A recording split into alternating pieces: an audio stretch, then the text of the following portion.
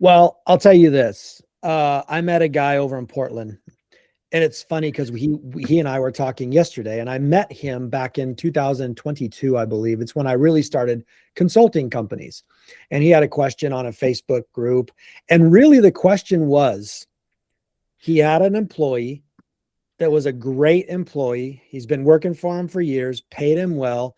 And the guy came to him and basically just said, look, I got another job, and he quit. And that was the end of it. And he was asking me, or he's asking somebody on there, like, how do I deal with this? Um, and so I reached out to him and I was like, I think I can help you. And so we had a good talk.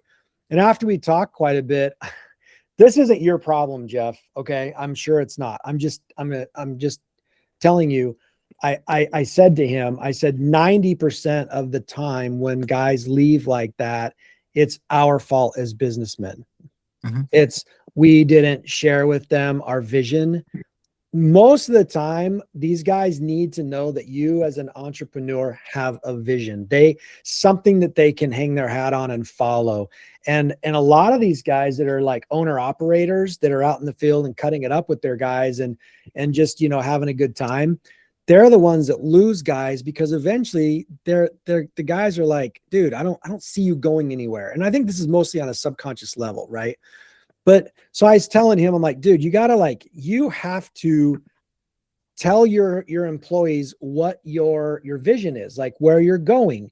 And then he struggled not working on the job sites, right? Like, because he thought that by him not working on the job sites, his guys would get jealous. And I was like, it's absolutely the opposite. Your guys want to see that you're not on the job sites, because then they feel like you're becoming successful, right? So they take pride in that. And I think the one thing I reminded him of, and I have to remind myself of, most of your employees aren't wired to be entrepreneurs. And I think a lot of us treat our employees like they're entrepreneurs because we're entrepreneurs. Yeah. And that stresses them out, because they don't want to be a business owner. If they did, they'd own their own freaking business. Yeah. Yeah. And so one of the things I think one of the biggest hurdles that landscape owners or any owner of a business has is to treat their employees like employees, not like business owners. And I'm telling you guys, I have a problem with that. My assistant, she's my wife's best friend.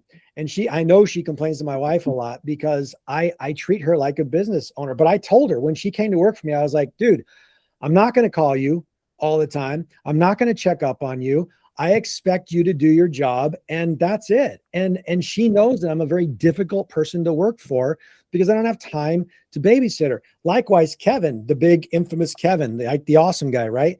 He basically runs my company, and I'm blessed with that.